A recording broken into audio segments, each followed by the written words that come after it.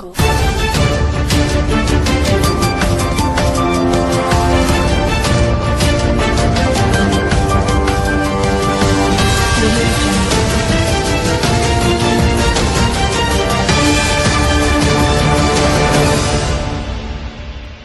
चुनाव हारने के बाद कोई भी व्यक्ति अपने को सुधारने के लिए या अपने आप को चुनाव में जीत हासिल करने के लिए एक अलग ही राजनीति बनाती है। लेकिन जागेश्वरी पूर्व के भद्रा प्लॉट के अंतर्गत समाजवादी पार्टी के टिकट पर चुनाव लड़ने वाले गुलफान ने नए चुनाव हारने के बाद कार्यकर्ताओं को डराने और धमकाने और ब्लैकमेल कर पैसे वसूलने का काम शुरू कर दिया है। मिली जानकारी के अनुसार गुलफान ने कार्यकर्ता पर आरोप लगाया कि तुम लोग बिक गए हो, बिके हुए लोग हो और मेरा पैसा लूट लिया, मुझे हरा दिया, मुझे तुम लोगों से मेरा पैसा वापस चाहिए। इसी के साथ गुलफान कई लोगों को फोन करके जान से मारने की धमकी तक दे रहे हैं और उनको मां बहन की गाली भी दे रहे हैं। धमकी के साथ ऑडियो क्लिप भी आई है, तो आइए आपको सुनाते हैं वो ऑडियो क्लिप। हेलो, कहाँ है बाबू? हेलो, बाहर हूँ। कहाँ बाहर है ये तो बता मेरे को। बाहर तो बता। क्या हुआ यार भाई, यार बोलना क्या हुआ? क्या हुआ? क्या दिमाग की मार देवे तुम कौन लोग? दिमाग की सोच रहा भाई? हाँ? कौन? भाई, क्या बात क्या कर रहा है? देखो मालूम है तू क्या बोल रहा है। हाँ, मैं बोल रहा हूँ ना, देखो बोलना। भाई ये जो भी हुआ ये मैं जिम्मेदार हूँ अकेले। तो कौन है? अरे और भाई कौन तुम कौन जिम्मेदार है? वोट बिक रहे थे, तुम लोग खरीद रहे नहीं और वोट बिक गए तो हमको पूछ रहे। सुन, वोट बिक रहे थे। सुनना, वोट बिक रहे थे ना? क्या बोल रहे? हेलो, वोट बिक रहे थे ना? हाँ हम लोग खरीद रहे नहीं थे ना? हाँ। जो पैसा लिए थे, जो पैसा वोट गिराने का लिए थे। तो क्या लिए थे? भाई मैं क्या बोल रहा हूँ गुलशन, सुनना भाई। हाँ। तू वो गुलफाम आपा से एक बार बात कर ले तो वो गलत फहमी दूर हो जाएगी। भाई सुनो ना, मैं क्या बोल रहा हूँ। ओ भाई सुनो ना, हाँ, तुम बात कर लो उधर पे, फिर बात करो, आए समझ में। और रही बात, राशिद लेके आया था टिकट दिलाने के लिए, राशिद के हाथ में पैसा दिए, मेरा क्या है, मैं तो खोटा काम किया ना। राशिद से बात करो भाई। तू भेजा किसने? राशिद ने नहीं भेजा भाई, राशिद ने खुद फहद को लेके आया था। राशिद ने फहद को लेके आया था। राशिद और फहद की बात हुई थी, फिर उसके बाद में लाला भाई के इधर बात हुई, ठीक है। फिर उसके बाद में गुलफाम आपा को बुलाया गया और उसके बाद में टिकट लेके आए। टिकट लेने आने के बाद में रात में राशिद के हाथ में पैसा दिए, मेरे हाथ में तो नहीं दिए ना भाई। राशिद से बात कर। ए भाई गुलशन, फोन रुक, फड़वे तेरी माँ। अजहर है। बाबू बोल रहा हूँ, आप मिस कॉल था आपका। हाँ, मैं नाम लिख के आ गया।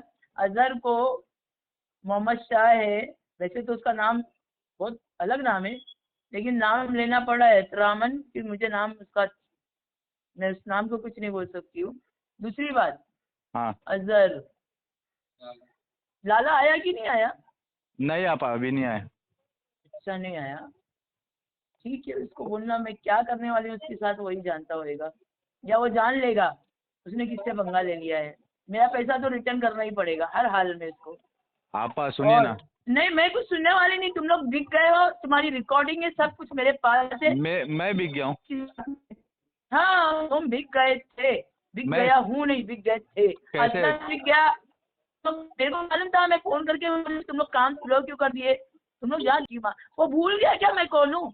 उसने अभी मेरी दादागिरी नहीं देखा है, मेरी नेतागिरी ही सिर्फ देखा है उसने। आपा मैं क्या बोल रहा हूँ, और वो जो है ना, तुम्हारा जो बॉस है लाला, वो शायद अभी पहचानता नहीं, किसी और औरतों और मर्द से उसका पाला पड़ा हुआ, जिसके आगे हाथ बांध के खड़े रहते। हम लोग उसका खाए नहीं, क्या आगे हाथ बांध के खड़े रहे। तो आप पहले अपने ड्राइवर को भेजा परवेश शाह के पास, उसके बाद तुम लोग के अंदर उसने स्कैन लगाया। तुम लोग उसके बोलने पे काम कर रहे थे। पहले तुम लोग को कनेक्ट किया हमारे पास। मेरी बात सुनेंगे? मैं एकदम सही बोल रही हूँ, मेरी बात पूरी नहीं हुई मेरी बात। क्यों नहीं आए तुम लोग? आप बोले तुम लोग आए क्यों नहीं अब तक का? क्यों नहीं काम किया तुम लोग ने 4 दिन पहले से? जिस दिन अबू आसिम आने वाले थे उसके 1 दिन पहले तुम लोग हो चुके थे। आई नो एवरीथिंग, मुझे सब पता है इस बात का। और मैं लाला को छोड़ने वाली नहीं हूँ, मैं छोड़ने वाली नहीं हूँ लाला को। मेरा को तो मैं मैयत गाड़ देने वाली। 1 रुपया रिटर्न देने। सुन लो मेरी बात। आपा मेरी बात सुने।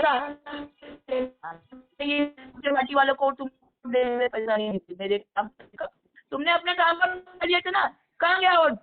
रामगढ़ का वोट कहाँ गया? 2700 वोट कहाँ गए? मेरी आप मेरी बात सुनेंगे आप? मादक जात को बोल दे नहीं, मैं बोल रही हूँ। आप बोलिए ना, मैं सुन रहा हूँ आपकी बात, लेकिन मेरी बात सुनेंगे क्या नहीं सुनेंगे वो बताइए।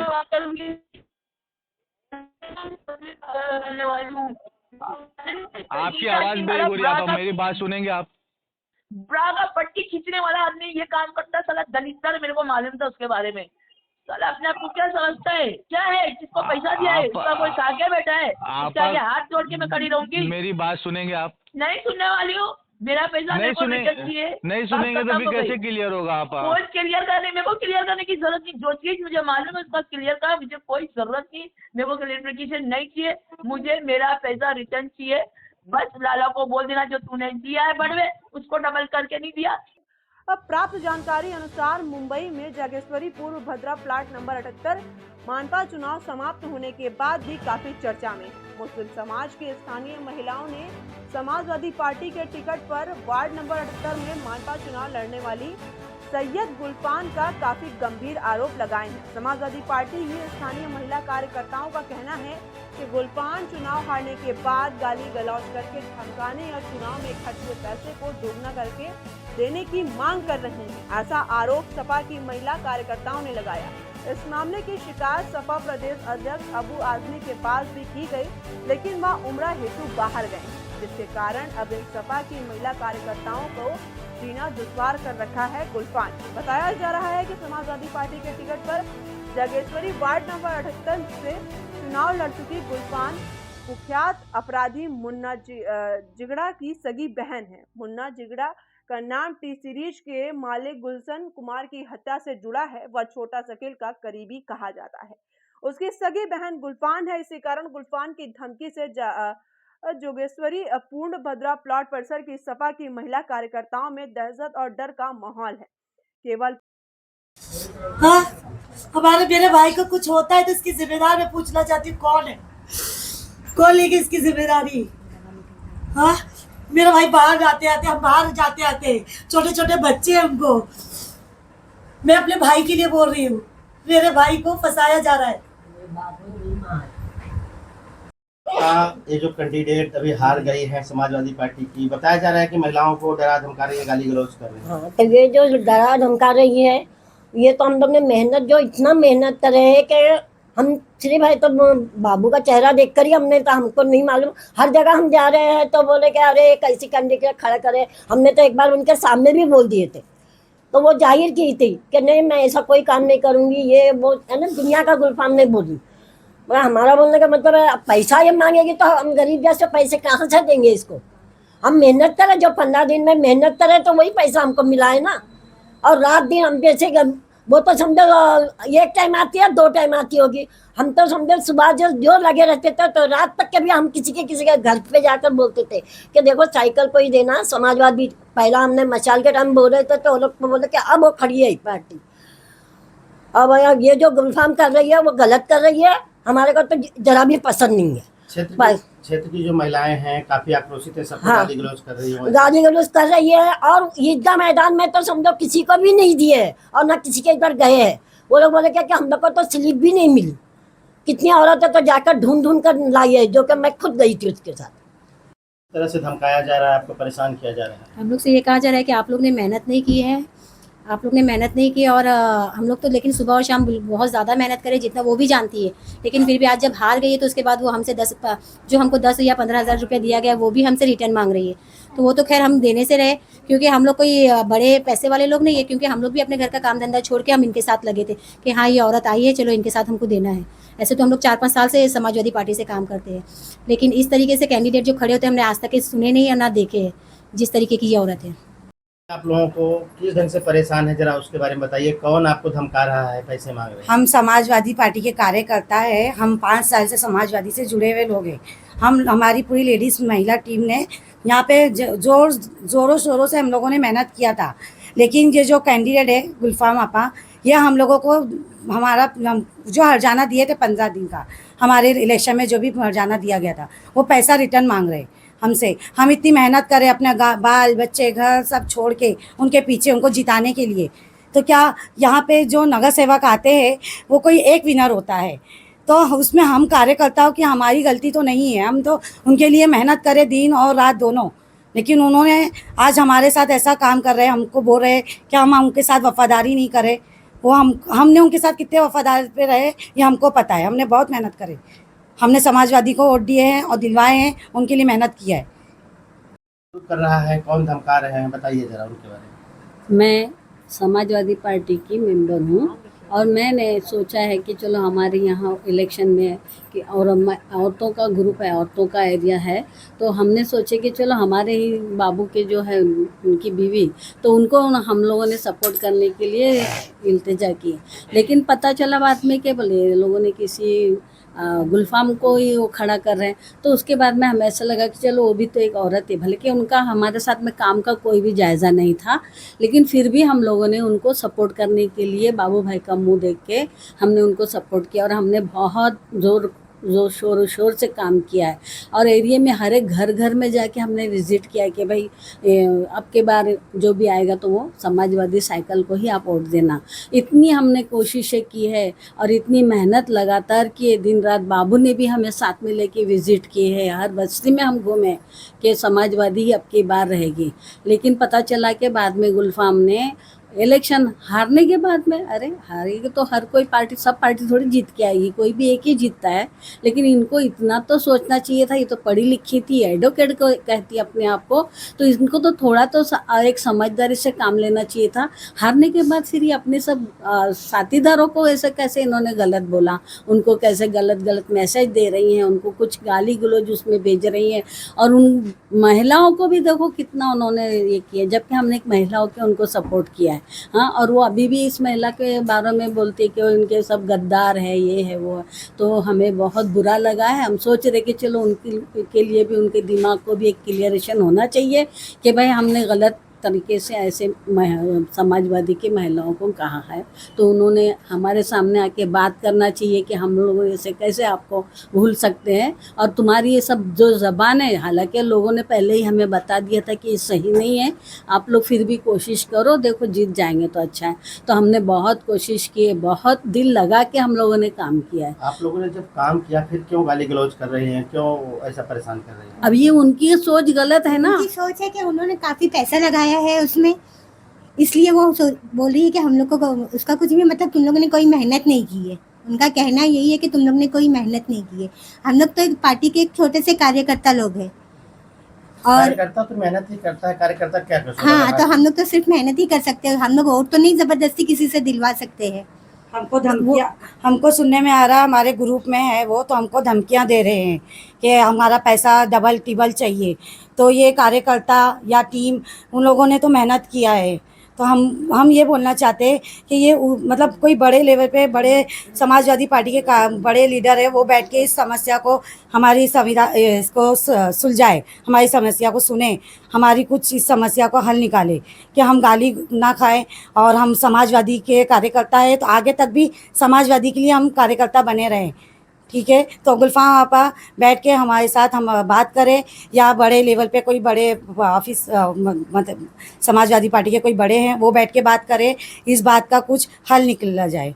इतना दिन हो गया इलेक्शन को, और अभी तक हम लोगों से धमकियां मिल रही है, पैसा मांगा जा रहा है हमसे, तो हम कहाँ से लाएंगे पैसा? हम चाहते हैं कि वो हमारे साथ 15 दिन वो भी हमारे साथ घूमें, और हम फिर देखते हैं कि हम पैसा कैसे कमाया जाता है, फिर हम पैसा देंगे अपना जो भी है। वो हमारे साथ ऐसे 15 दिन वो भी घूमे हमारे साथ गली गली, हम तब पता चलेगा कि पैसा कैसे रिटर्न लिया जाता है।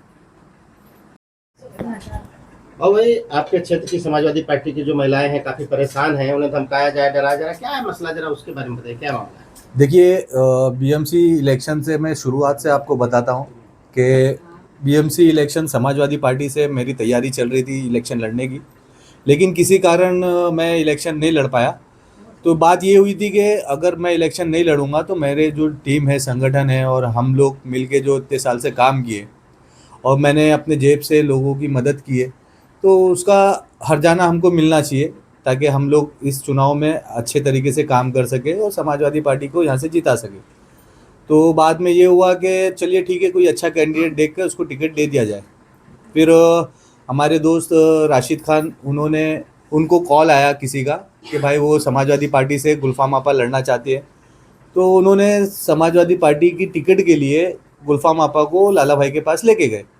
तो लाला भाई के पास जाने के बाद में ये हुआ कि भाई आपको अगर चुनाव लड़ना है तो समाजवादी की जो अपनी रणनीति है उस पर काम करना होगा, और जो समाजवादी का जो सिस्टम है उसके लिए आपको कुछ रकम संगठन को देना होगा, क्योंकि लोग अपना घर बार छोड़ के, बीवी बच्चे छोड़ के लोग आपके लिए काम करेंगे, तो उनका जो हर्जाना है वो आपको देना पड़ेगा। उस पर वो राज़ी हो गई और उन्होंने फिर टिकट लेने के लिए हमारे साथ में हाशिम भाई के पास गए। हम लोगों ने टिकट लेके आया। टिकट लेके आने के बाद में 15 दिन तक के हम लोगों ने अपनी मर्ज़ी से काम किया। हम लोगों को कोई फ्री हैंड नहीं छोड़ा गया था। अपनी मर्ज़ी से वो लोग परमिशन निकाल रहे। पूरे 15 दिन में सिर्फ 3 से 4 परमिशन निकाला उन लोगों ने। कोई काम करने का कोई तरीका नहीं है, कोई सिस्टम नहीं है, किसी को कुछ बताया नहीं जा रहा है कि किस तरीके से रणनीति बनाई जाएगी। अपनी मर्ज़ी से उन्होंने इलेक्शन लड़ा। लड़ने के बाद में हम लोग जो समाजवादी के लोग थे, महिला लोग, जेंट्स लोग, हम लोग अपनी रणनीति एक दिन पहले से बनाकर चल रहे थे कि भाई कल हमको क्या करना है, किस तरीके से हमको डोर टू डोर जाना है, लोगों को कन्विंस करना है।